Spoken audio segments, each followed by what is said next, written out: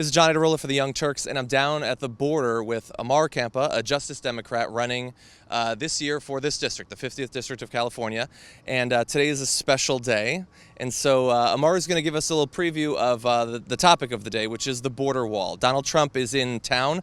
Actually, the first time he's come to California since he became president. Yeah. I think they said you have to go back to Truman to find a president who didn't come to California his first year. Yeah, that's absolutely right. I'm not sure, why he didn't decide to come, but maybe he didn't feel welcomed, or maybe he didn't believe that we had a wall. But we actually have multiple tiers of border fencing, and it's maybe important that he sees it for himself that we have that already. Yeah, so he's now he's visiting some of the border prototypes, the wall segments. You've probably seen it before. We've done some reporting on that.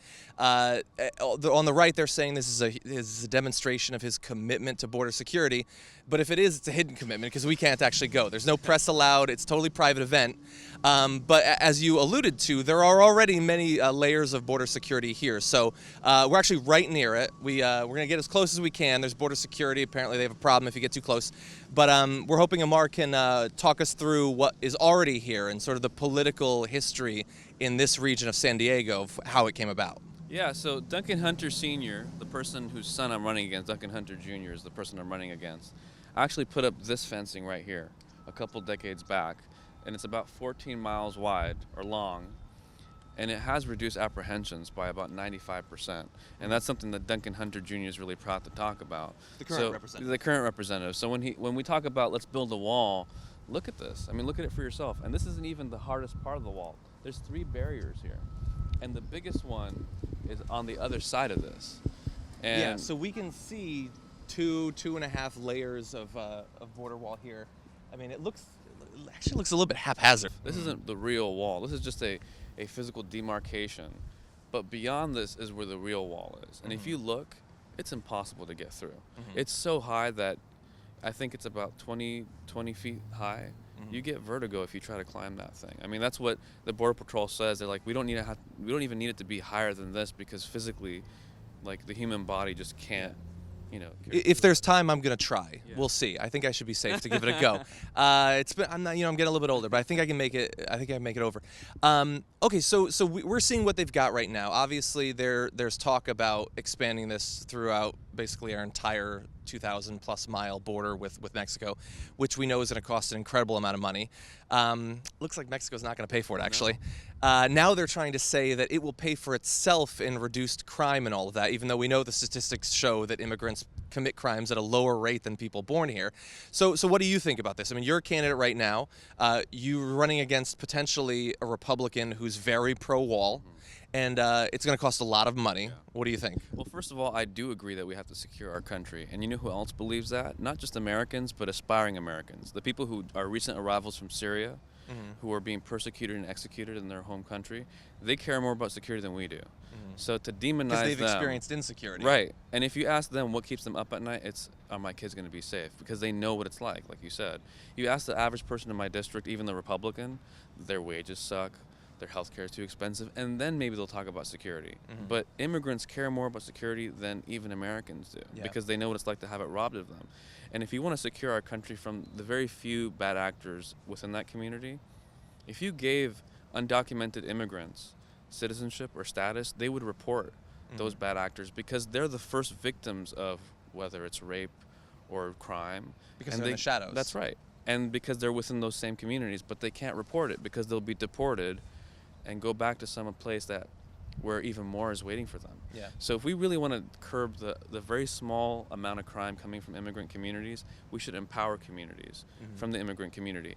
I actually believe, like, where does anti-venom come from? It comes from the venom itself, right? The solution comes from the source itself. I did not actually know that. So I'm getting a science lesson as well as in politics. In my district, the farmers will tell you a little bit more about it. A lot of snakes? Yeah. Okay, so all of that sounds good, but it's not as cool as having a gigantic wall, a metaphorical middle finger pointed south at Mexico. So I don't like your plan. No, I'm kidding. Well, the thing is, walls stopped working the moment that America built airplanes. So 40% of people who are here undocumented, they overstayed their visas and they flew over. So unless this wall is going to be 40,000 feet in the air, which would be a problem, like Trump wouldn't be able to land in San Diego today, it's not going to solve half the problem. Yeah. Right? So it's a good posture, it's a good gesture, but even the people in my district are like, yeah, maybe the $35 billion isn't a good way to spend our taxpayer money. Maybe we spend that money rebuilding the middle class, because people are concerned in my district about immigrants taking jobs. Yeah. And it's not immigration, it's automation. People don't have the skills they need to keep up with the kind of jobs we have. Again, not as sexy as a wall, but it's a better solution. And there's a lot more common sense in that than building another wall. Yeah, actually, I just recently saw on the topic of automation, people are very worried about it already, and this is super early, but there's a majority support for a basic income for people who've lost their jobs due to automation. And a basic income seems at this point, we're trying to get Medicare for all and that sort of thing. Basic income seems like a couple steps further, but already there's majority support for it. So you mentioned rebuilding the middle class, so I now defy you to come up with 3 things you'd prefer to spend the $35 billion on rather than a big wall. How about this? I'll give you one really good one. Okay. So when I was at the Department of Labor, I left President Trump a memo. I said, here's a program that sounds like your TV show. It's called Apprenticeship. Literally, it pays $70,000 a year, the average apprentice, which is double the median income in America. That by itself could treat so many different problems, right? And there are 6 million job vacancies in America today in healthcare, infrastructure, manufacturing, financial services. Again, not sexy, but it's the solution people are looking for. It's not the bombastic, bold policies that you might want, but it actually solves the problem of economic injustice, and which is why I'm proud to be a Justice Democrat, because that's what we care about the most. So if we did that, I even said, Trump, look, it exists already, just put your name on it and claim it as your own, like everything else you do. Yeah. Right? And it's a huge opportunity to bring people together. I even liked his ideas about talking about free trade, or fair trade, and infrastructure reform and job creation, but every single time he tries, it's a terrible approach, or it's kind of bridled by chaos and hostility. He gets in his own way. And so, or is undercut by a new layer of tariffs on solar, parts and steel and aluminum and all that. Yeah, and so he's kind of betrayed his own base. And in my district, there's a lot of leaners who are saying, like, I'm going to vote for Amar over Hunter because of this unstable administration. And you're talking about people who might have voted for Donald Trump. Absolutely. Okay. There's a place called the Turkey Inn in Ramona. It's a pretty conservative part of my district.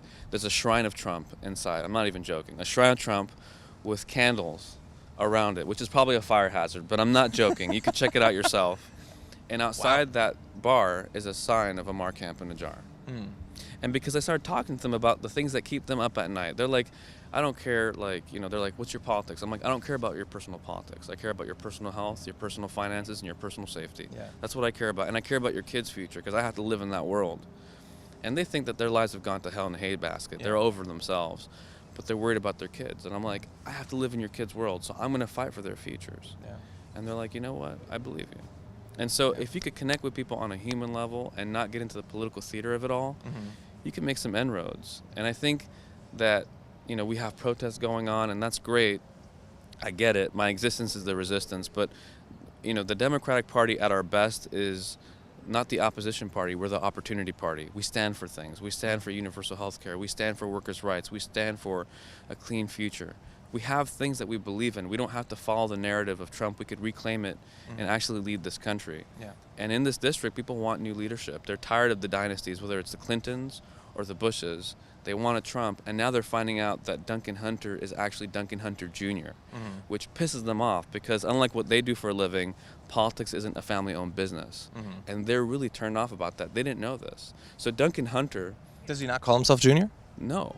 And Duncan Hunter's name is Dwayne.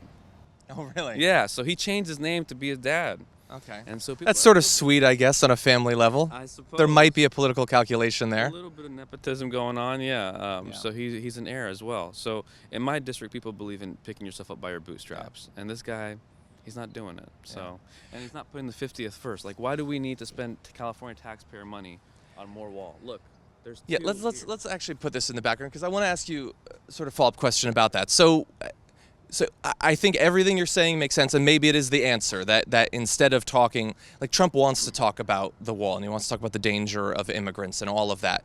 Maybe it is just changing the conversation and more productive about healthcare and jobs and things like that. But I know that you talk about how we need to not just protest, we need to persuade people, and to do that you need to understand their values and come at them based on their values. So for the people, and we're going to see a little bit later on today some of the Trump supporters, people who see a wall like this or a bigger, more beautiful wall and think that that represents security, and they do have a natural fear of immigrants, from whether it's from Mexico or from Syria. I mean, so based on those values, how do you come at them and say that your approach is going to make them more secure and more better off? Yeah, so they tell me, some of the people in my district say, I'm afraid of terrorists coming to kill us. And I say, you know what? Me too. I don't go into like, well, the KKK, no. Mm-hmm. That is a terrible thing to say. You might as well just go vote for Trump right now with that answer. Mm-hmm. But I say, I understand that concern. How do we deal with it? How do we deal with it? How do we make sure 9/11 doesn't happen again? I think, again, anti-venom comes from venom. You embolden the community to reclaim the narrative, right? And so people say we should have a Muslim registry. I'm like, I'll show you a registry. Let's go to Arlington Cemetery. There's a whole registry of Muslims who laid down their life for you. So let's not demonize different groups. Let's embolden them to reclaim the face of their faith or whatever ideology they may have and present a more benevolent face to it. And I talk to Republicans like that. They're like, okay, I see that. I didn't think that Muslims serve in our armed forces. I didn't think about that. I'm like, look at this, look, can you climb this? Mm-hmm. Ask Border Patrol agents. They're saying that they have what they need. They need more resources to do their job, but they don't think we need another wall. I've talked to them. I've actually gone on this tour with members of Congress, and they've told me that. So when they tell me, look, I don't like immigrants taking my jobs, I'm like, well, what do you do for a living? I'm a handyman. Okay, well, are they more skilled than you? And they will literally say, fuck no. Mm-hmm. So, well, then why are they taking your job?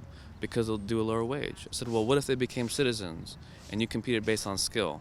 You know the language and you have the skills, you have the licensing, you could out-compete them. Mm-hmm. That's the American way. That's a good idea. All right, they're winning, they're taking your jobs because they don't have status. They're doing it for lower wage. The employer's the problem, right? Mm-hmm. And so you sit down and you concede their concern instead of saying, your facts are wrong, and it's about building trust. The truth doesn't matter. I hate to break it to you. I know you're an investigator, you're a reporter. The truth doesn't matter. Something inside of me is getting mad right now, but I'm going to let you The truth doesn't matter. Trust matters. Uh-huh. You have to build trust. That's the only way back to the truth, is if you build trust. Right now, there's no trust in America, and Republicans and Democrats are divided. And the only way to bring people together again is to say, we have common values. We might disagree on the conclusion, but we have common values. We all want to be safe. We all want to have a good financial future, and we all want good health care. And we want to leave the world better off than we found it for our kids. How do we get there? That's a worthy debate. But when we start saying that, you care about supporting, like, you're patriotic and you're not, and you care about this and that and the other, I think that, and we demonize people, and we alienate people who maybe are more moderate because we paint everybody with a broad brush. We both do it, Republicans and Democrats. And so I think we're trying to heal from 2016, and we want to just be understood, but we need to understand and realize that maybe some of these feelings that they have are misplaced or misdirected, but they have fears that we should talk about.